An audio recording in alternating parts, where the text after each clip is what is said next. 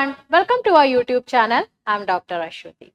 Students, in this lecture, I am going to discuss about the strategy for paper 2, that is political science. For anything, if you are preparing for any examination, you are preparing for, or you are making plans for travel, you are planning for anything, what is most important? How to approach that particular thing. Like there should be a proper strategy. We often hear about strategy in military, the military strategy for war and various other things. So here also examination also requires a proper strategy how you can actually approach the examination. Let's say that you are left with only 2 months, you are left with 6 months or 1 year, whatsoever. But without a foolproof strategy, you cannot achieve your objectives. So how you can do the preparation? Like what are the focus areas? What are your weak points? What are your strong points? And how much time you have to invest on one particular aspect. All these things we will be discussing today. So students, with reference to UGC NET examination, I have formulated 4-step strategy. So as you know that the strategy for paper 2 can be done in 4 steps. So what are these 4 steps? Step 1, understanding the syllabus. First and foremost thing that you need to do is to download the UGC NET political science syllabus from the website. From the NTA website you can download, and you can also go through the UGC's website also, from where you can actually download the syllabus, the latest syllabus. And then you have to first identify how many units are there. So in total 10 units are there. The unit number 1 that deals with the political theory, and unit 2 that deals with the political thought, unit 3 Indian political thought, comparative political analysis, IR, then after India's foreign policy, then after about political institutions in India, political processes, then after you have the info that the other unit like the public administration, then about governance, so many, like there are like 10 units. The second stage, like once you have gone through the whole syllabus, when you have seen the syllabus, like okay, you know that you have already studied them in your graduation, at least you must be doing your masters or you are done with your masters, then only you go for the UGC NET examination. Either you are doing them or you are like, pursuing the masters, or you are done with masters, right? So here when you are, and you know that, yeah, you are already studying them, or you have already studied them. So you know that what are your strong areas, weak areas where you want to give more attention.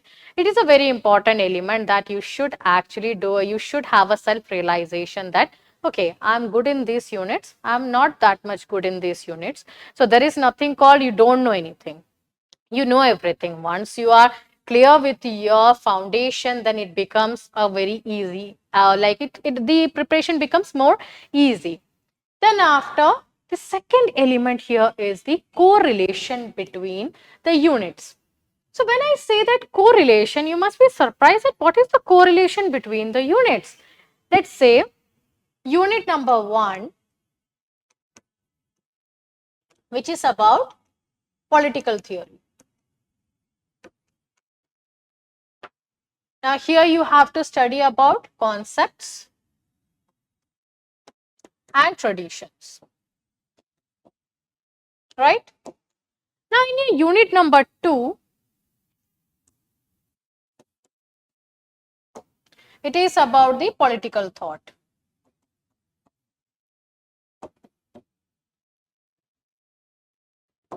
While studying unit number 1, while dealing with the concepts like justice, you have already studied about Aristotle, Plato. I should start with Plato. Aristotle you have already read. Then after you must have read the Theory of Justice by John Rawls. All these thinkers are here as well. So you have a better idea that what do you mean by the justice and how these thinkers have actually postulated their own theories. So it becomes more easy. So this is what I said, that there is an interrelation between the units. Similarly, you have, like in the tradition section, you have dealt with feminism. And in your political thought section, you have to study about Mary Wollstonecraft. So it becomes more easier. Okay, I have already done with feminism. I know all the stages of feminism, the 4 waves of feminism and how it has translated from one wave to the another, and how can then it becomes more easy to place Mary Wollstonecraft.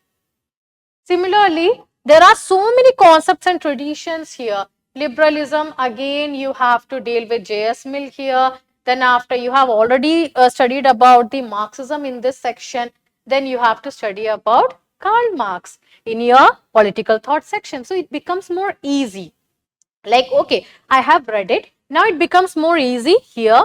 And now here you are reading about the life sketch, the important books, important events, important ideas. These things you will be covering here.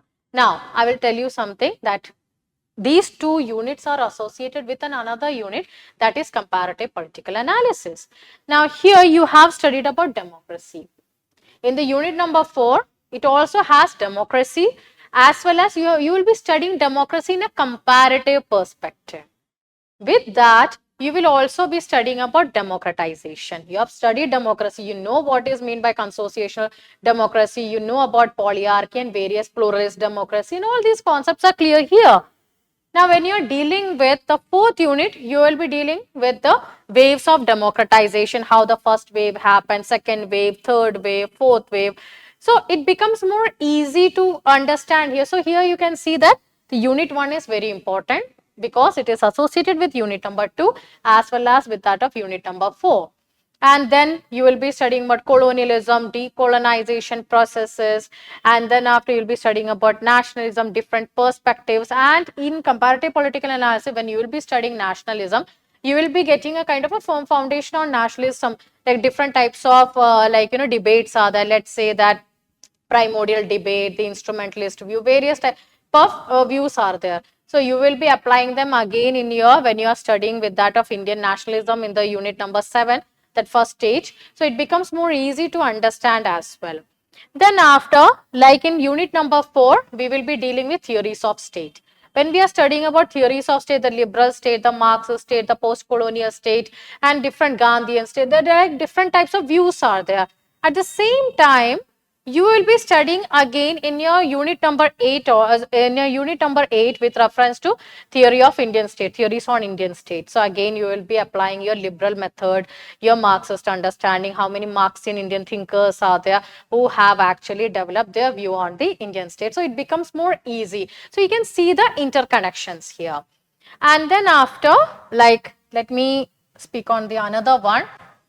Unit number 3, that is Indian political thought, that like goes through the ancient period, medieval period, and the modern period. Then the unit number 7 and unit number 8. Unit number 7, it is more about the constitutional, whatever articles are there. Then after, like different provisions, amendments, all these things will be covering in the unit number 7. But in unit number 8, you will be finding certain areas are getting repeated. Let's say that the local governance, the Panchayati Raj is already there in the 7th unit, as well as it is getting repeated in the 8th unit as well as in the 10th unit. So you can actually, you are not supposed to do the hard work again and again. Once you are actually clear with Panchayati Raj institutions and different new latest developments also you must be knowing. So here you can see that there is an interconnection. Okay. So this is what I have said that. Then similarly, IR, which is like your unit 5, okay, unit 5 is your IR, then it is also associated with your unit number 6, and that is India's foreign policy. So you can see that certain areas you are again getting repeated here. Here you will be studying about United Nations, here you will be studying about India's role in United Nations. So you can find that connectivity.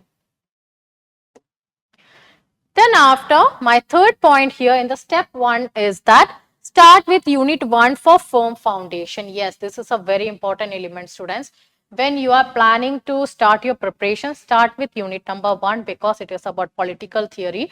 You should know that what are the major concepts, because these concepts are going to be repeated in every unit of yours. These are going to be repeated in every unit. So you should start with unit number 1, which will be providing you with a very strong foundation for political science. Now we will move for our step number 2, analysis of previous year's questions. You have to identify the changes and continuities. As like when you, like I will give you a kind of a task that first you take, let's say that question paper from 2014 and then compare it with the question paper of 2023. You will find stark differences. The way the questions are being actually asked, the way they have introduced new format in asking the questions, like they have introduced more questions on let's say that the identification of book names and various other things, new edition, new thinkers have been added. So this is very important, student, that you should identify the changes and continuities. There are certain things which are being which are in actually in continuation. Then there are certain things which are the, like we can say that the pattern has changed a bit. Now the questions are being more asked from that of Pandita Ramabai. In the past, 3 years or 2 years, we are getting more questions on Pandita Ramabai. Then after, there are certain new focus areas are also there. So it becomes more important that you should know that what are the latest trends and let's say the trends and patterns, or we can say what are still being in continuation. And so these are the most important element that you should know in step 2, that what you have to identify the changes and continuities. Now moving with our step 3, this is very important ones. You should know what type of questions are asked. Like types of questions. You may say that, okay, whatever question it is, like you should be knowing the things, right? No, you should know that how to deal with each and every question. This is one of the most important mantra for cracking UGC NET examination. Now here, 6 type of questions are asked. First form is the direct question. It is very straightforward. Who wrote this book? Who said this? Like just like who has coined the term casino capitalism? Who has written this book, that book? So who is the thinker associated with this idea? So this becomes like a very straightforward question, or we can call it as like a very direct question. Then comes the second type, which is called as the subjective statement analysis type of question. Here you will be finding 2 types of questions are asked. One is the statement 1, statement 2. This is the one form. The other form is the assertion and reason. So these 2 questions, this is much more easier because you don't have to find the correlation between the first statement and second statement, but here you have to find the correlation as well. So this is a difficult type of question. Then who said what? It is a very easiest question. I would say that either you know the answer or you don't know the answer. Then comes the chronology based question, like sometimes they give you certain events, or you have to chronologically put the years of publication of books in a chronological order, in the ascending order. So this becomes more tricky, but if you know few of the events, then it becomes more easier. And this can be it can be more based on events, books. Then after identification of books, again here also you will be finding questions on okay, who this particular idea was mooted by this thinker in which of his book. This particular thinker has used which methodology in this book. So this question can be asked in different forms. It is not just about who wrote this book. No. This particular, like Rajani Kothari in this book has used which method, like which method in comparative politics or in political theory, that you have to identify. So identification of books becomes like this. This question is quite tricky. This type of questions are actually quite tricky. Then we have matched list 1 with list 2. I would say that this is one of the most easiest one. Even if you know at least 2, 3, then it becomes more easier to solve this question. Now comes, so this is all about our step 3, that 6 types of questions are asked. And these days, in addition, is also there, like the passage based questions are also being asked. Okay, so you can understand that, yes, but majorly these questions are important. Passage based questions can also be asked in the UGC NET examination. Now comes our next and our 4th stage, and this is actually very important one: make notes, revision and repeat. Why do I say that make notes? It is very important one. You should have a physical copy of things written by you itself. Like why? Because it becomes more easy, like you have just come out of something, you just attended a class, or you have just come home after like participating in some games or something, or you find like, okay, let me go to the library. So you should have a physical copy of things what you have read, and then start flipping through the pages. When you read through it every day, it becomes more easier to understand things, and it will stay in your memory for a very long time, and you won't find it very difficult in the last hour of the examination. Revision is important, and repeat, yes. But yes, prepare notes for each unit by following the pattern. Like, what are the major debates and counter debates? Let's say that you are studying about liberalism. Okay, start with classical liberalism, then after modern liberalism, neoliberalism. So in the classical liberalism, identify all the thinkers, major books, major debates, who said what sort of specific ideas has been mooted by specific thinkers. Write it in a very good way, then it becomes more easier. And let me tell you a trick, use the flowcharts. It is more easier because when you make it in a flowchart form, it becomes like more easier to understand and memorize as well. Then after, the second one is important thinkers, major events associated with them. So let's say that in feminism, we always talk about Seneca Falls Convention. So you should know that who is the thinker associated with it, or a prominent activist associated with it. Then it becomes more easier to memorize. Then after, important books, obviously, yes, this is one of the most important element while you are preparing for UGC NET examination, because you find a large number of questions are actually asked with reference to the books itself. Who said what in which book? All these things are very important, and the years of publication is also very important. Then after, revision at regular intervals. Don't say that, okay, I can start preparing in the 1 month before. No, it is a strict no.